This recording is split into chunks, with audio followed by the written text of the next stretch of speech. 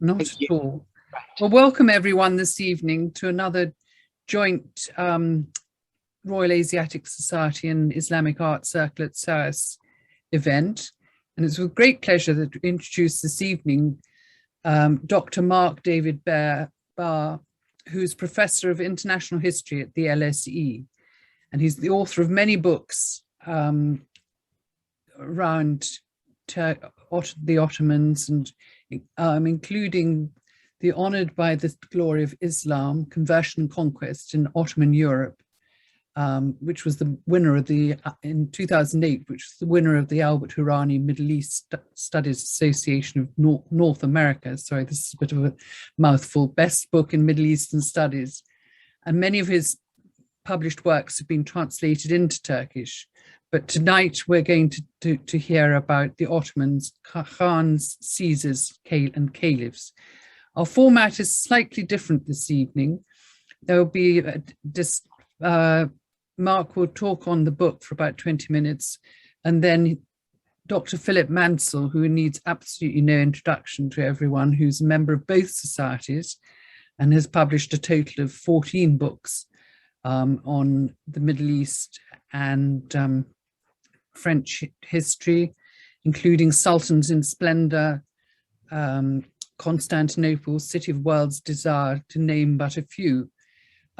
So that the two will then discuss the work, the Ottomans, and we'll learn, I'm sure, an awful lot about this new book, which you'll all have received a flyer for, which has a very generous discount. And I hope you'll all rush out and buy it if you haven't done so already. And so without further ado, I'll hand it over to Professor Marc David Baer, and we'll hear all about it. Thank you. Thank you for inviting me to speak tonight at the Royal Asiatic Society. And I'm honored to have Philip Mansel as a discussant. Like the Roman Empire, the Ottoman Empire was a multi-ethnic, multilingual, multiracial, multi-religious. How many multis are there? I can name them all. It was a multi-religious empire that stretched across Europe, Africa, and Asia. It incorporated part of the territory the Romans had ruled. As early as 1352, and as late as the dawn of the First World War, the Ottoman dynasty controlled parts of southeastern Europe, and at its height, it governed almost a quarter of Europe's land area. In the first half of the 15th century, the Byzantine city of Adrianople, today Edirne in Turkey, located on the southeastern European territory of Thrace, functioned as the second seat of the Ottoman dynasty. Constantinople, the capital of the Eastern Roman Empire, or Byzantium, remembered as the Byzantine Empire, served as the Ottoman capital for nearly 5 centuries, beginning with its conquest in 1453. It was not given its new name of Istanbul until 1930, 7 years after the establishment of the Turkish Republic amid the ruins of the empire. So if for nearly 500 years, the Ottoman Empire had straddled East and West, Asia and Europe, why had its dual nature been forgotten? Had accepted ideas about it changed? My book demonstrates that the Ottoman Empire is not, as it is usually perceived, unrelated to Europe. The Ottomans ruled over an empire that was partly in Asia, but also partly in Europe. It was a European empire that remains an integral part of European culture and history. By this, I do not mean that the Ottomans are a part of European history because they occupied Europeans' territory and minds, causing fear and distrust, curiosity and admiration. This is not a book about the place of the Ottomans in European political thought. It is a book that asks the reader to look at Europe, both as an idea and as a geography, to look at it as a whole, to conceptualize a Europe that is not merely Christian. Imagine, if you will, a Europe that is Europe, whether it is ruled by Christians or by Muslims. Imagine that the boundary of Europe did not end at the walls of Vienna, the edge of the Holy Roman Empire, the scene of two failed Ottoman sieges. How then might we define Europe, and who might we include as rightfully belonging to it? It's conventional to interpret the Ottoman conquest of Constantinople as a severing of the eastern lands of the Roman Empire, the Byzantine Empire, from Europe. But does European territory cease belonging to Europe when it is ruled by Muslims? According to the Ottomans, their advance into Europe meant that they were the inheritors of Byzantium and were thus to be considered the new Romans. These Muslim rulers of Europe saw themselves as the rightful inheritors of Rome, not by virtue of the incorporation of territory alone, but because of their vision of building a universal empire. The Ottomans have been referred to as Europe's Muslim emperors and caliphs as often as they have been seen as the Middle East Caesars or the Romans of the Muslim world. Why not simply refer to them as Romans? Arabs, Persians, Indians, and Turks referred to Ottoman rulers as Caesars and their dominion as the Roman Empire. And beginning with the Ottoman conquest of Constantinople, some Western European writers did too. Some posited that the Ottomans were descendants of the Trojans. Others worried about the legitimacy of Ottoman claims to the inheritance of Roman rights. One 16th century papal advisor noted that the Sultan often says that the empire of Rome and of the whole of the West belongs to him by right, as he is the legitimate successor of the Emperor Constantine, who transferred the empire to Constantinople. Why have we forgotten what Europeans thought 500 years ago? In fact, the Ottomans have been treated as poorly as the Byzantines. Both the Ottoman Empire and the Byzantine Empire, whose legacy the Ottoman dynasty inherited and whose capital city it made its own, were long-lasting, centralized empires that to this day stand outside the standard Western narratives about the formation of Europe. Both are held up to later Western European benchmarks of development and history, such as the Renaissance and Reformation, and found lacking. Think of what comes to mind when we use the term Byzantine today. Medieval, backward, oriental, exotic, religiously distinct, and unfathomable due to the hurdle of language and orthography. Because the religiosity of both empires has been overemphasized, their secular aspects are less often investigated. At a certain point in both their histories, they've been portrayed as decadent, corrupt, and in a state of irrevocable decline. Both the Byzantines and the Ottomans have been depicted predominantly in the negative as the antithesis of the West. But when we consider how these empires thought of themselves, we realize how false these views are. Both empires saw themselves as the heirs to Rome and claimed Europeanness. The Ottomans called their southeastern European provinces Rumeli, the land of the Romans. Rum was a Turkish way of saying Rome, the core territory of the Byzantine Empire in the Balkans and Western Anatolia.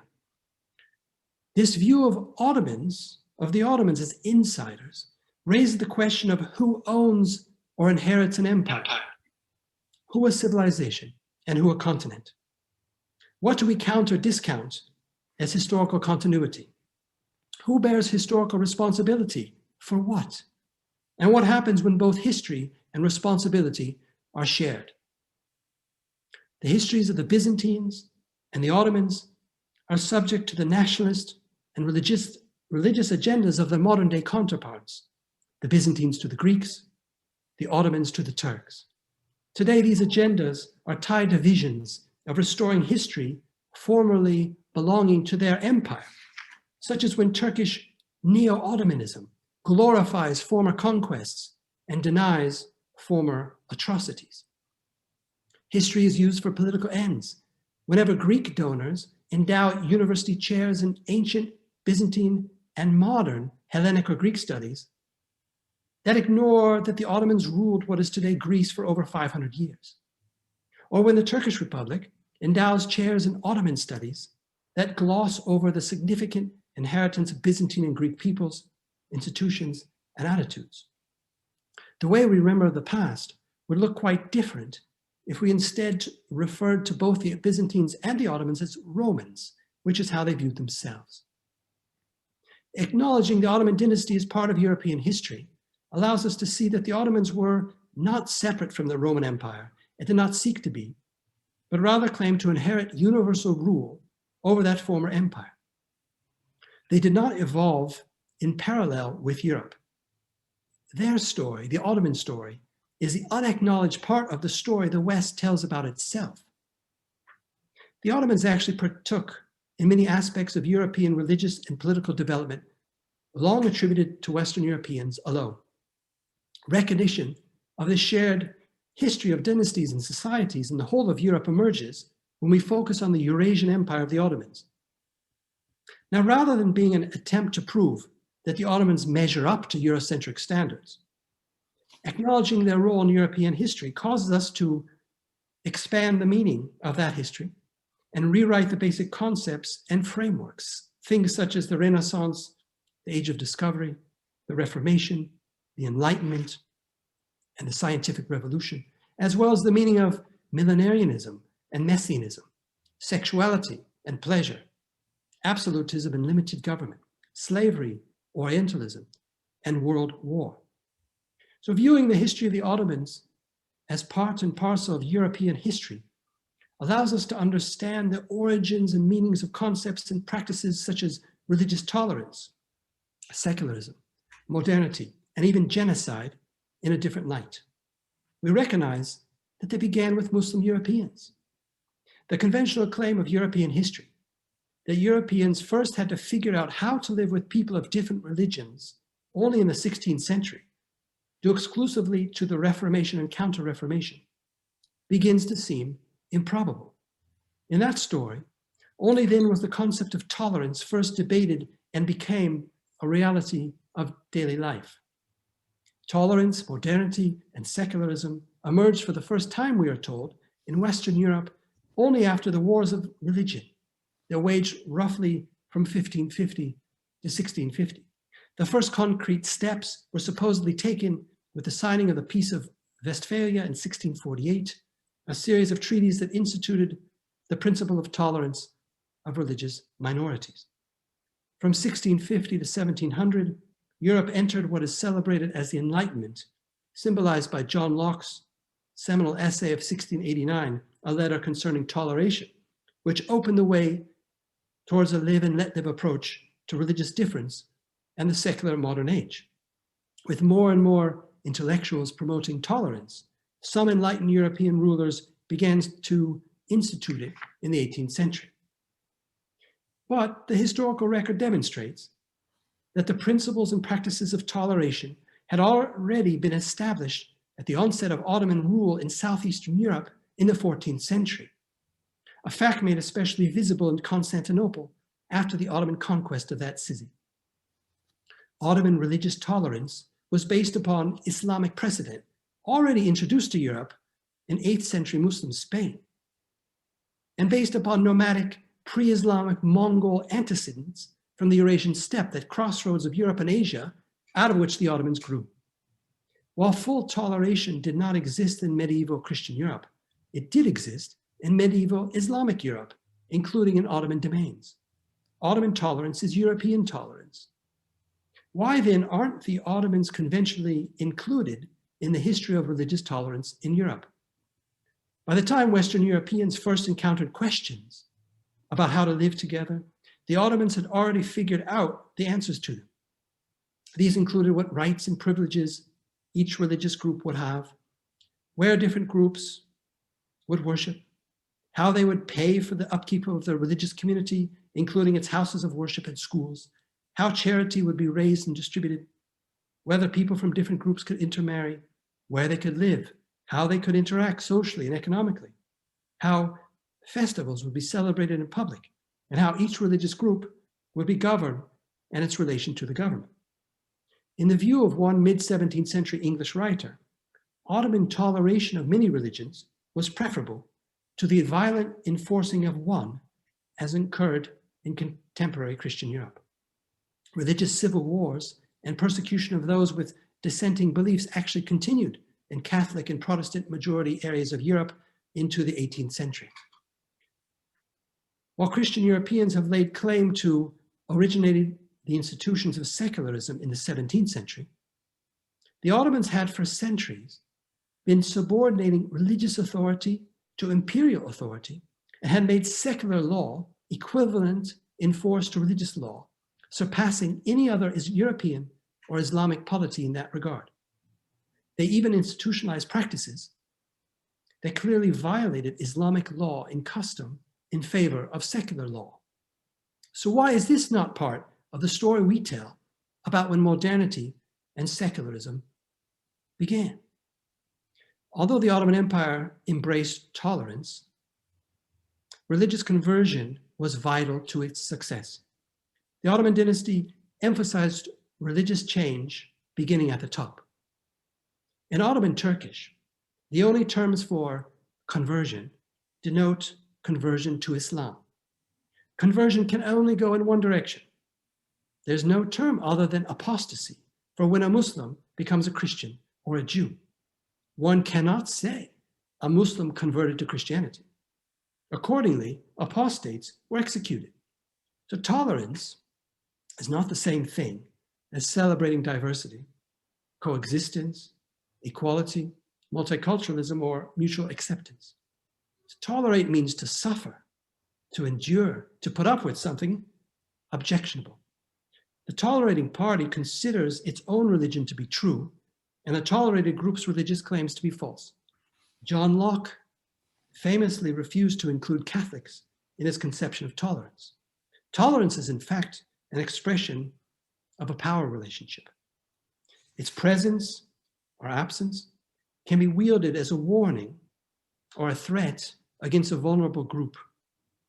Tolerance is a state of inequality, where the powerful party, such as the ruler, determines whether a less powerful group may exist and to what extent members of that group may be allowed to express their difference. A ruler or regime may discriminate against a group while at the same time tolerating its members being different than the members of the ruling elite. This was how Ottoman tolerance functioned in terms of class, gender, and religious difference. In the Ottoman Empire, certain groups, women, Christians and Jews, slaves, were legally subordinate to others, men, Muslims, the free. All religions were not deemed equally valid. Some groups were proscribed, such as Shi'is and dissident Muslim groups. Ottoman society was plural, and individuals could at times change groups or positions of power. Yet each group had a fixed place within the hierarchy based on class, gender, and religion. In practice, tolerance of diversity meant creating an empire that was built on the maintenance of difference. The Ottomans did not seek to make all subjects into Muslims or even into Ottomans, members of the ruling elite. Rather, they fostered institutions such as the patriarchates, the spiritual offices and jurisdictions of the Armenian and Greek church leaders that allowed Christians and Jews to go about their personal lives, enjoying cultural, religious, and linguistic rights without much interference or limitation. Yet at the same time, religious conversion was used as a means of integration into the empire's highly stratified social fabric. The empire recruited its elite from the cream of the crop of conquered peoples, especially their youth and women, thereby ensuring the dynasty's greatness and the subject people's subordination. Conquered Christian and Muslim royalty, military and religious leaders, and commoners were all incorporated into the imperial project from the beginning. The Ottoman dynasty intermarried with European royal houses, including the Byzantine and Serbian, yet another reason to include this Muslim imperial family within European history. As cruel, unjust, and violent as it was, especially for women, slavery allowed individuals to be incorporated into the elite levels of society when women joined the harem and boys were inducted into the administration of military. Christians were made into members of the Ottoman ruling elite through cooperation subordination, or conversion. Like other empires in history, the Ottomans oversaw large-scale demographic change through conversion of the ruled population. What are today the countries of Bosnia, Bulgaria, Greece, Hungary, Serbia, and Turkey underwent massive religious conversion in the Ottoman centuries. Christians, and to a lesser extent, Jews, became Muslims, and the landscape was Islamized to a great extent. The most important churches replaced by mosques, seminaries by madrasas, convents by Sufi lodges. Now, although such regimes as the Mamluk Sultanate of Egypt relied on converted slave soldiers, from whose ranks arose the Sultan, the Ottoman Empire relied mainly on converts to make up key elements of its ruling family, dynasty, administration, and military, converting massive numbers of people in the process over its first 3 centuries. It defined membership in essential ranks of the elite class by religious conversion and continually changed its interpretation of that religion. As the astute 17th century English resident of the Ottoman Empire, Sir Paul Ricoeur, observed, "No people in the world have ever been more open to receive all sorts of nations to them than they. And the English call it naturalization, the French enfranchisement, and the Turks, the Ottomans, call it becoming a believer." It truly was an empire of conversion, fostering extensive population change while tolerating the existence of religious groups at variance with the ruler's religion nearly until its tragic end. Tolerance and intolerance were not opposites. Tolerance, discrimination, and persecution always went together. At the same time that social and legal hierarchies preserved the peace for centuries, discrimination and division were a fact of daily life and opportunities. For centuries, the Ottomans were open to receiving every type of person as a Muslim, whatever his or her language or background, whether a slave, a commoner, or a member of the elite.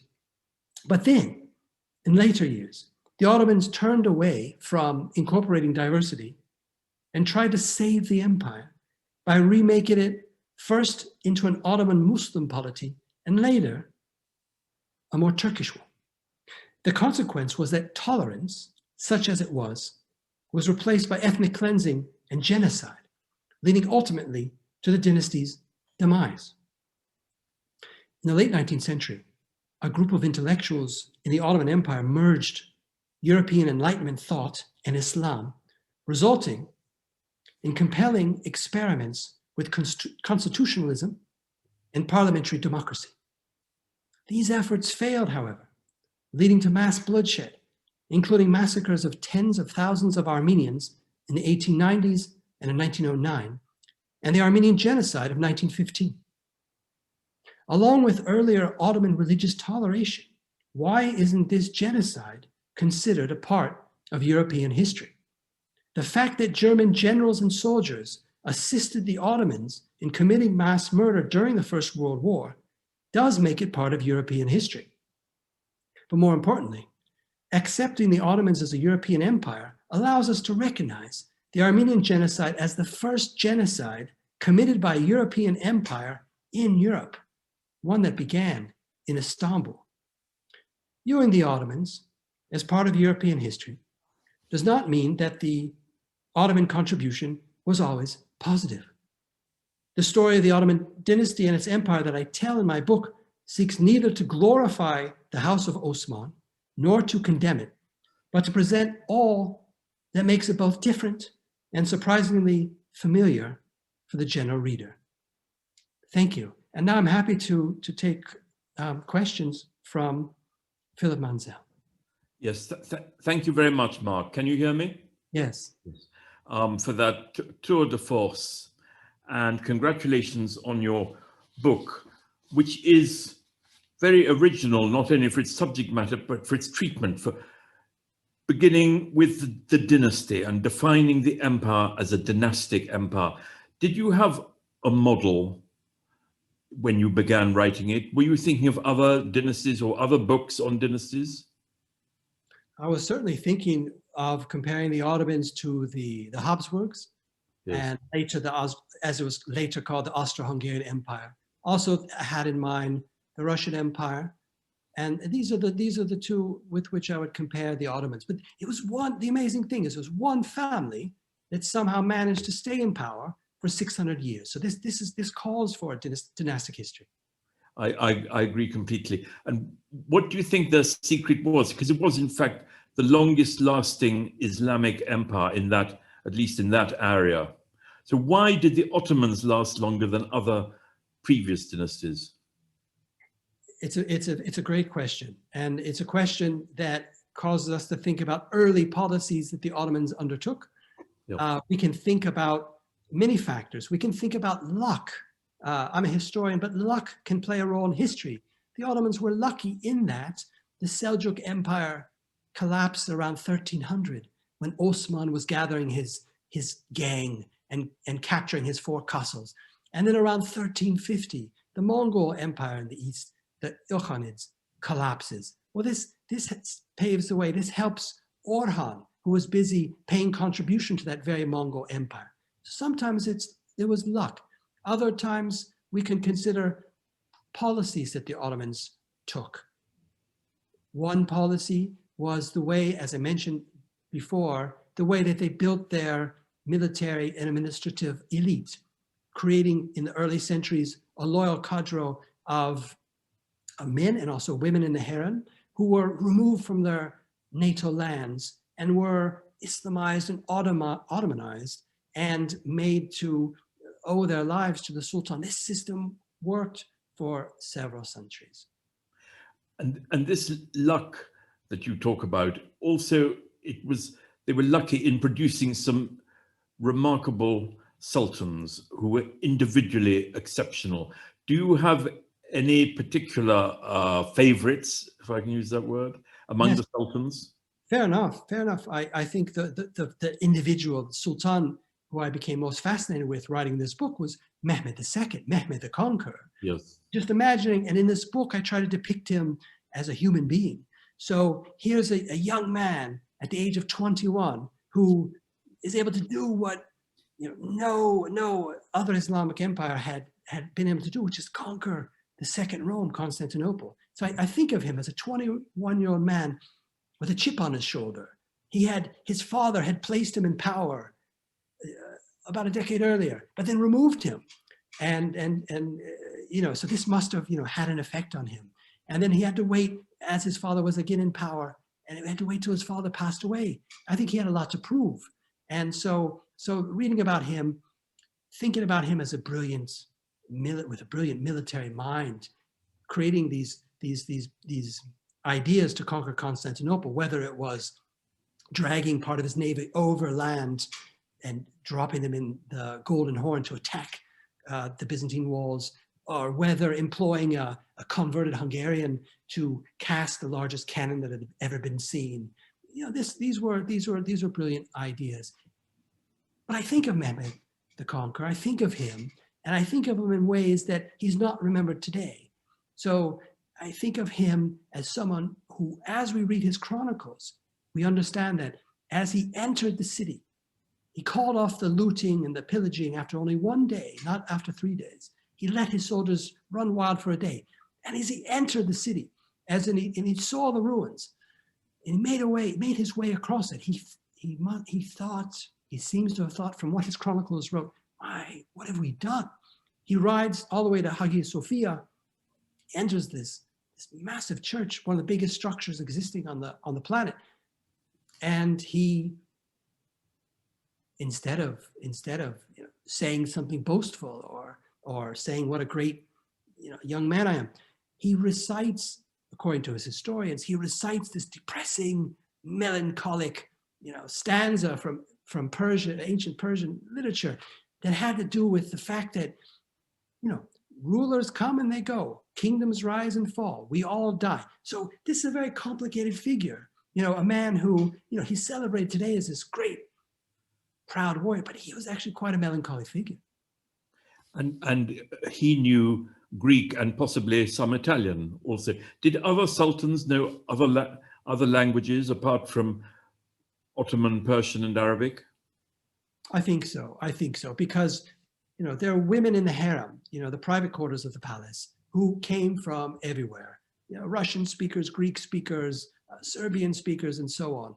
Now, it may not have been like the harem of the Seljuk Empire earlier, where we actually know that sultans were Greek and Turkish speaking. Sultans were even baptized in the Seljuk harem. There were actually chapels in the Seljuk harem. The Ottomans didn't allow that. But I think that because of their family relations, that other languages were there.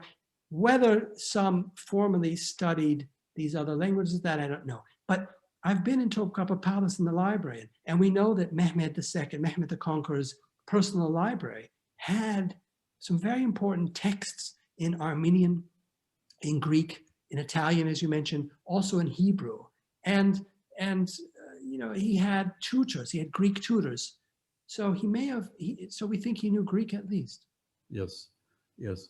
And another cause of the remarkable survival of the empire, of their succession practices, perhaps. The fact they always had heirs, they didn't run out of male heirs, sometimes they very nearly did. Can you tell us a bit more about these very distinctive succession practices?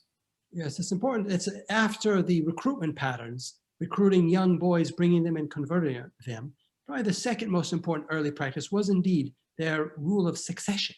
And we know as Ottoman law, the rule was that there could only be one sultan in the land, and they used all kinds of metaphors, there could only be one sword in the scabbard, this kind of thing. There could only be one sultan. So in the early centuries, there was always a race to the capital when a sultan should pass away, and his sons, who were sent out to different parts of conquered Anatolia to minister the territory as governors under the tutelage of their mother and other ministers. When they received word that their father had passed away, they would each try to be in a position in the imperial capital to be enthroned. This would entail battling their brothers on the battlefield, either before or after taking the crown. It would also entail executing any potential male threat to their rule. So these could be infants. So again, one of the ones I'm most interested in, Mehmed the Conqueror, he had an infant brother strangled. So brothers, cousins, uncles would be hunted down and killed. So this practice was cruel. But if we think of this country, we think of the War of the Roses, and we think of sort of the free-for-all and the bloodshed. The Ottomans had that, but it was ritualized, it was legalized, and it enabled, unlike the Mongol empires before them, to dole out territories, but only temporarily as governors, and then to make sure the empire was whole. And then it worked. This system worked in the early Ottoman centuries. And one of the features of your work is your interest in Salonika, the dynasty, and so on. So you must know Salonika very well. What is the attitude now of Greek colleagues to the Ottoman Empire and the Greek citizens of former Ottoman provinces?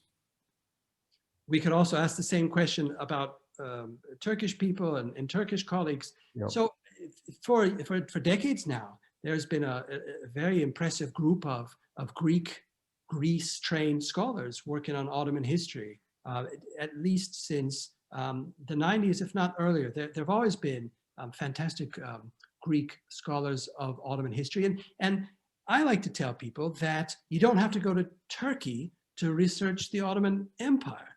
The second greatest load of Ottoman language material is in Bulgaria. And the third largest, after that comes Greece. You could produce very important books using Ottoman language material from many countries. Yeah. And you show very clearly in your book the hugely important role of Salonika in the Young Turk Revolution. And of course, it's from Salonika that Mustafa Kemal, he was born there. Can you tell us a bit more about the importance of Salonika? Salonika in the 19th century was one of the biggest cities in the Ottoman Empire. It was the home to a very important army corps. It was the home to some of the important military colleges. It also was the home of the largest concentration of laborers. So it was also the place where the socialist movement was born in the Ottoman Empire. It was a cradle of nationalism and fervent ideologies, and it was also the place where the people who would rule the empire at the end came from. So it's super important, not only as a place where these young men cut their teeth in battling, let's say, Macedonian guerrillas, or going to school or being born, but later on, when they lost Salonika in the Balkan Wars, when they lost Salonika in 1913, then they had to think, well, this was our homeland. Now, what will be the homeland? And they had to turn east, they had to turn to Istanbul and eventually to Anatolia. And this would have very large consequences for the First World War, and including the Armenian genocide. When do you think Ottoman sultans and Ottoman governors were beginning to consider that maybe the empire was doomed and would disappear in their lifetime? Or did it come very late indeed? I don't think they ever believed that. I think from the early 19th century, as I talk about in the book, there were sultans and there were intellectuals who saw they were tired of losing every single war against Russia.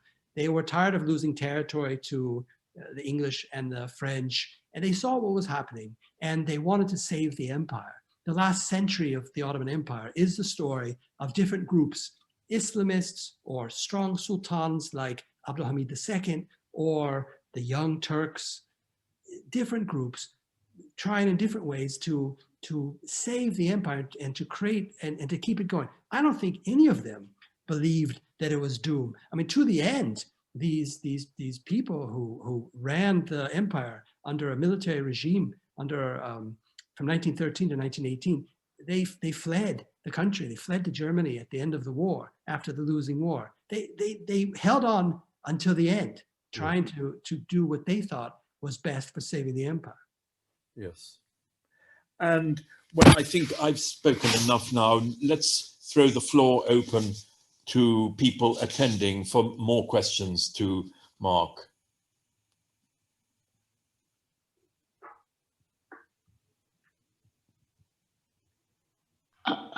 Unmute here. I think we have one question for Marc from the audience, from Caroline. Oh, already. Hi, Marc. Good to see you. Can you hear me? I can hear you. Nice to hear you.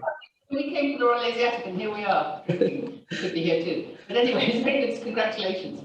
Thank you. So I was, they sent this morning to the Royal Asiatic 2 links. One was to a Sunday Times review and one to the Times. Of course, they had paywalls, but I know some Times, so I managed to access them. However, in the Sunday Times one, enough of it was visible that it said you underplayed how brutal the empire was. But then I went on to the Times one, and it said that, I can't remember if it was riveting or rollicking, but anyway, it was one of those words that means that it's a really engaging and compelling book. But again, it was, that how brutal and, violent this empire was. I mean, I failed 15 years ago in my book to be able to convey that the Ottomans were nothing special in this, that this is, a state of empires and a state of history. How can we get this message across to European historians, to historians? I hope you'll have better luck. It's a really serious problem. They are so prejudiced in the way that they look at history. They're fine in their own field, but as soon as they step outside it, absolutely useless. The most professorial amongst. Thank you. Thank you, Caroline. Can you hear me? Yes. Yes. Okay, good. So, of course, I'm indebted to your path-breaking work. Now, the question is, you write a book, and people will read it how they do. All we can do is you and I and others like us, we read the Ottoman language chronicles, we read the European sources too, we put them together, and we analyze and describe the Ottomans as they saw themselves and also how they were. And we put it out there in 600-page books. And there it is. There it is. We describe it. We've done our job. And now people can read the book. And in one of the reviews, a journalist said, Muslim tolerance is not European tolerance. Okay, what more can I say? I mean, the Ottomans were, along with being Asian and African, they were a European empire, and they introduced what was pre-modern tolerance to Southeastern Europe. You can't deny that unless you're going to cut off. The only way to do that is to cut all of Eastern Europe out of Europe, and then that makes you look quite silly. So people will take this book how they can, how they wish, and they will say, I say the exact opposite of what I say. Some want more violence. I included quite a few battle scenes and executions because this is what the chronicles told us to write about, told us it happened. Others will say maybe there's too much violence. So people will take it how they take it. What I did was I put together my own research, new research based on Ottoman chronicles, a synthesis of the best of international scholarship, and I tell the Ottoman story. I'm not going to not include the genocide because people think that will make the Ottomans look bad or violent. I include, the glorious architectural and cultural achievements, as well as the humiliating military defeats and the crimes they committed. That's all I can do to be an honest historian. Right, thank you very much, Marc. We've got some questions on the chat. I don't know if you can see them, but this one is from Ritesh asking if you could speak about Ottoman connections with the East, particularly the Mughals, and also with other religions other than Christianity. Well, the book is a discussion of, a large part of the book has to do with Jews and the Jewish connections to Ottoman history. This is something that's usually not included in Ottoman history. Most often, scholars write about the Ottomans as Muslims, and there are entire books that never mention the Christian or the Jewish subjects and later citizens. So in my book, I have an entire chapter about a 17th century Jewish messianic movement that was very much an Ottoman Sufi movement, even though in a Jewish coating. And it was very much illustrates one of the themes of the book, which has to do with a group I call the deviant dervishes, these radical Sufis that in every generation of Ottoman history posed as a threat to the dynasty and launched rebellions and assassination attempts. And there were Sufis who claimed that they were the Sultan. So I include these radical Sufis, most scholars don't. I include the Jewish angle to Ottoman history, which is so often forgotten. Much of it is forgotten. And why not talk about Christians? I mean, this was an empire which for well over 3 centuries was predominantly Christian. So there's nothing wrong with connecting the Ottomans to Europe or to connecting them to Christian Jewish history. This is my interest and this is my expertise. I can read Greek and I can read Hebrew. There are other scholars who are more excited about connecting the Ottomans and the Mughals, and that's certainly a rich connection. But I'll be honest with you, I've spent almost 3 decades reading Ottoman chronicles, and I could tell you the number of times that the Mughals are mentioned is not great. This doesn't say that the Ottomans weren't an Indian Ocean power, which they were. And in my book, there is a chapter about what we could call the Ottoman role in the Age of Discovery, where I analyze, it's one of the longer chapters in the book, where I do turn east and also west. I look at the Ottomans as a naval power in the Mediterranean and as a naval power in the Indian Ocean and as far east as Indonesia. What is today Indonesia? The Ottomans in the 16th century had a worldwide vision connecting, really, which placed themselves at the center, a worldwide vision which allowed them to imagine and begin to try to build a Suez Canal to connect them closer to the Indian Ocean, and also to connect the Don and Volga rivers, build another canal. These weren't realized, but the Ottomans in the 16th century had a worldwide vision, which, as the questioner is absolutely right, which looked east, but it also looked west. Thank you. And we have a question here. Why, in your opinion, as caliphs and custodians of the two holy mosques, did they never embark on the Hajj or visit Mecca and Medina? Right. This is a question I've never been able to find an answer for. There are Ottoman scholars who've written entire books about the Ottoman Hajj and never tried even to answer the question. The only person we know, well, one of the only people, royal figures who comes to mind who actually went there is Jem Sultan.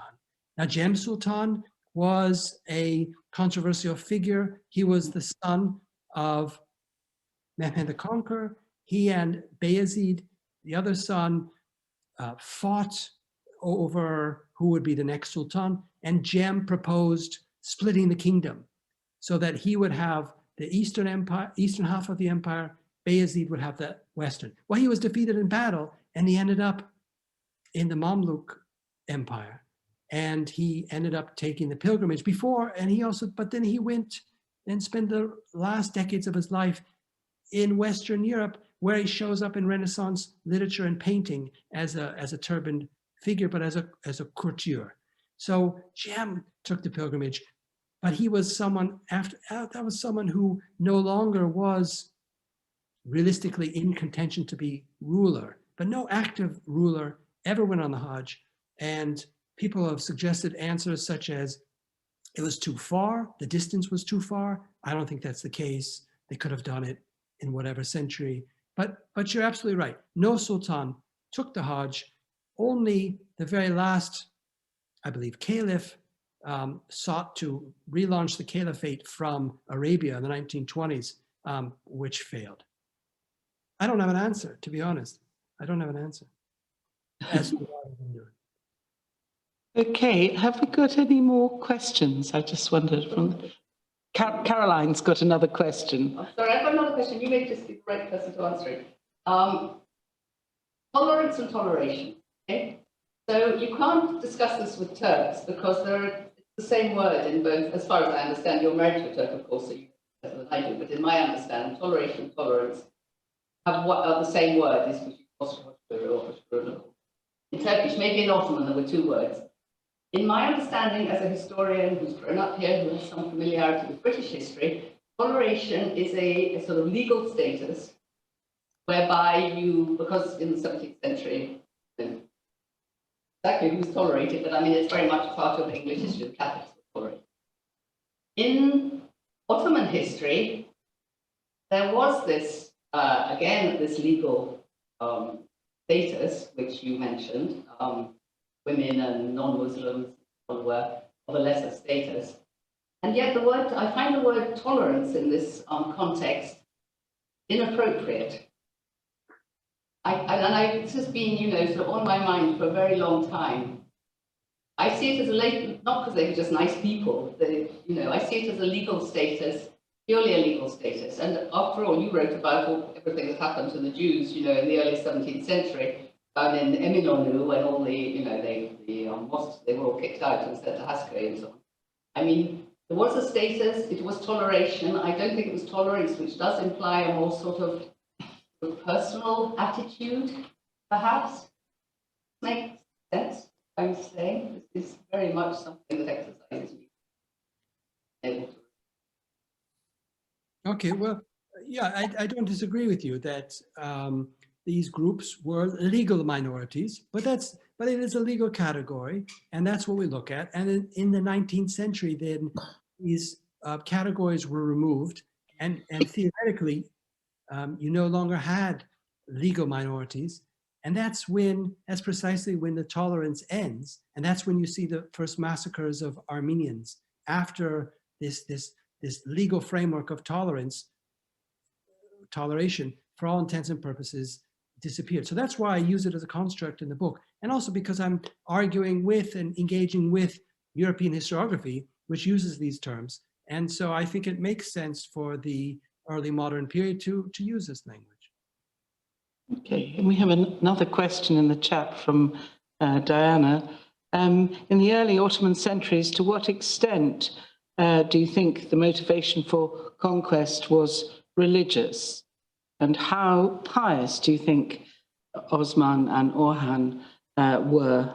And what do you think the motivations were, the drivers were?